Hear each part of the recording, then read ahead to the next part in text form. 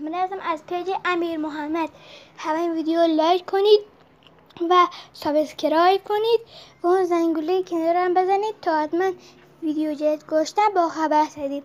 این ویدیو در مورد پولدار شدن در بازی کانتره.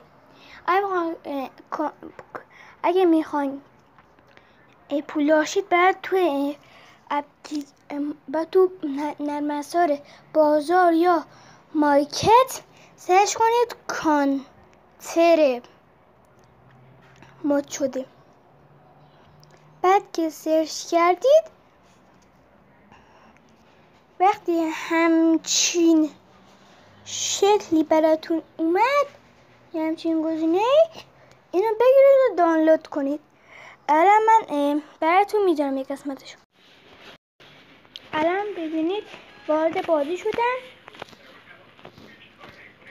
وقتی برید تو این بازار خرید و یه چیزی بخرید میبینید که